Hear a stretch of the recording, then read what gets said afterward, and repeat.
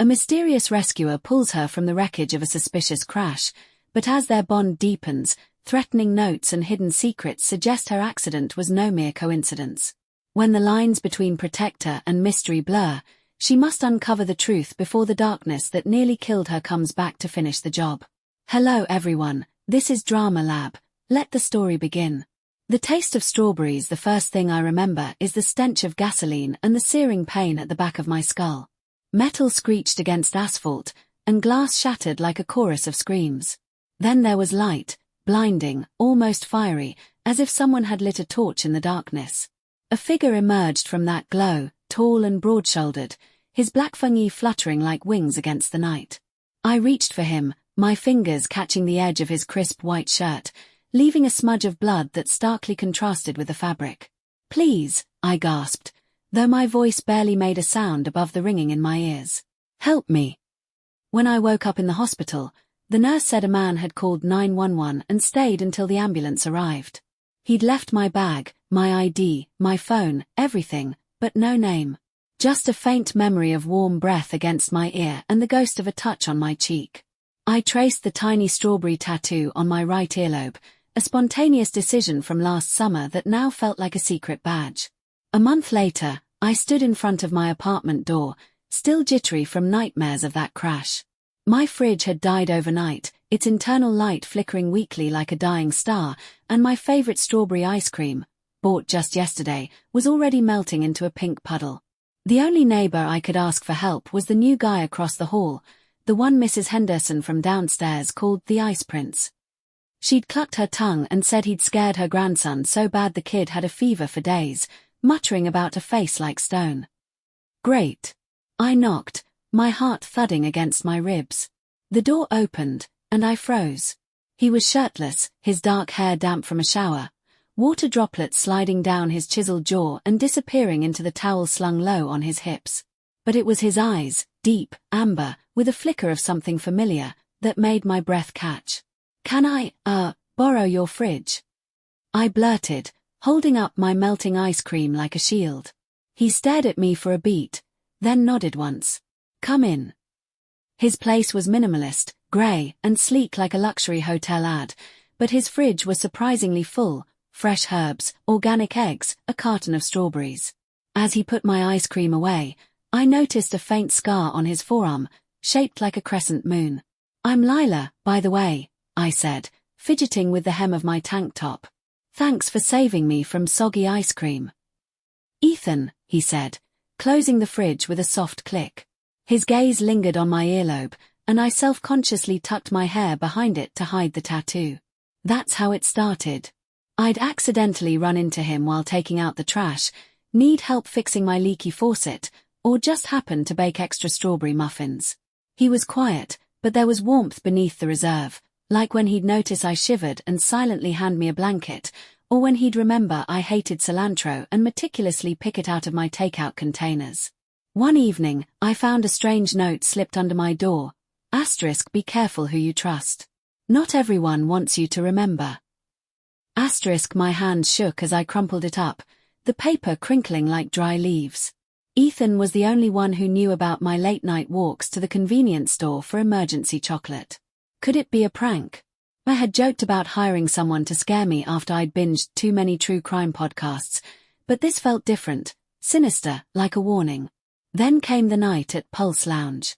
I'd gone to drop off makeup for my friend MAA, who was DJing there, but two drunk guys cornered me outside, their breath reeking of beer and ambition. "Where you goin', pretty girl?" one slurred, stepping closer. Panic spiked in my chest as I scanned the street for help. "My boyfriend's coming," I lied, my voice trembling. Just then, headlights cut through the darkness, and a black car pulled up. Ethan stepped out, his coat billowing around him like a cape, and for a second, he looked like that figure from the crash site, my own personal superhero. Without thinking, I grabbed his arm. "Babe, you're late." He stiffened, but when he saw the guys, his posture softened. He wrapped an arm around my shoulders, his cologne, fresh mint with a hint of something woody, calming me instantly. "Sorry, love. Got caught up with a client." He pressed a kiss to my forehead, and the guys exchanged glances before slinking away. In his car, I mumbled an apology, but he just reached into the glove compartment and handed me a strawberry lollipop, its wrapper crinkling softly. "You okay?" he asked, his thumb brushing my cheek in a gesture so gentle it made my heart ache. I nodded, my heart racing for a different reason, but I couldn't bring myself to mention the note. Some secrets felt too fragile to share. We started spending more time together. He'd cook, and I'd sit on the counter, watching him chop vegetables with precise, practiced movements that made him look like an artist rather than a lawyer, which is what he'd vaguely said he did. One night, he found me crying over old photos of my parents, who'd died in a car crash years ago. He didn't say anything, just sat down beside me and held me until the tears stopped, his hand warm on my back. "I know what loss feels like," he murmured into my hair. "It never really goes away, but it gets lighter. Like carrying a stone that slowly shrinks." Weeks later, I came home to find my apartment door ajar, the lock jimmied like someone had tried to pick it. My makeup station was ransacked, products scattered everywhere, but nothing valuable was stolen. Chill ran down my spine as I noticed my laptop was open, the screen dark. I called Ethan, my voice breaking, and he arrived within minutes, his jaw tight as he checked every room, his hand never far from the phone in his pocket. "Stay with me tonight," he said firmly, taking my hand. In his guest room, I finally showed him the note. His expression darkened, his thumb rubbing the paper like he could read hidden messages in the creases. "This isn't a prank," he said, his voice low. "I've been working on a case, insurance fraud rings targeting accident survivors. Your crash might be connected." Months later, at Mia's birthday party, a girl named Zoe showed up, Ethan's childhood friend, according to MIA. She draped herself over Ethan's arm, laughing too loud, and shot me icy glances that could have frozen water. "Ethan and I were inseparable as kids," she told me, twirling a strand of hair around her finger. "His mom always said we'd end up together. Like it was fate." My stomach twisted, but Ethan noticed. He pulled me aside, his hand warm on my waist.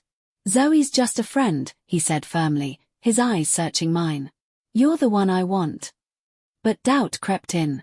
Ethan never talked about his job in detail, just said he handled sensitive cases.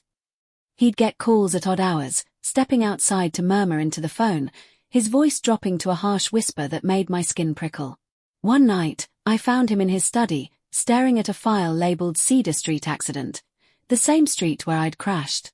When he saw me, he slammed it shut so hard the lamp shook.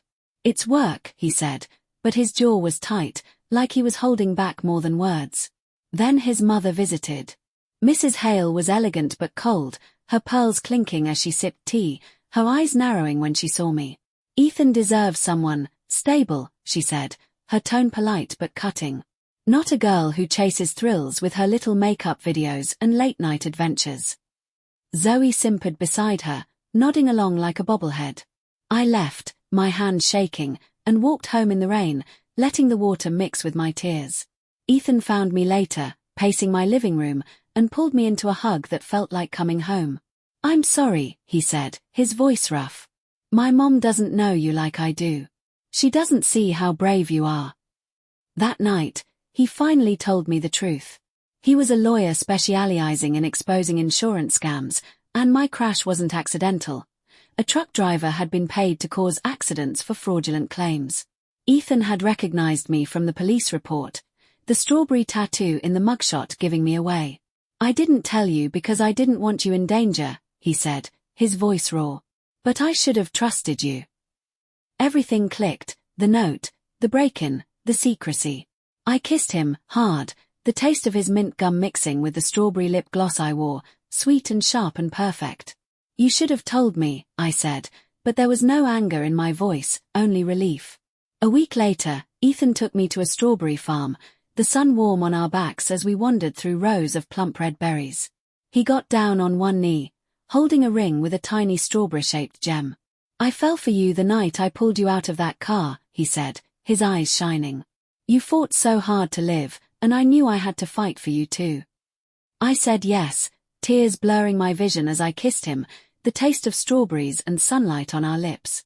As we walked back to the car, hand in hand, I thought about that first night, the fire, the fear, the figure in the glow. It wasn't just a rescue. It was the start of something unbreakable. Now, when I look in the mirror, I see the strawberry tattoo on my earlobe and smile. It's a reminder, some things are worth fighting for.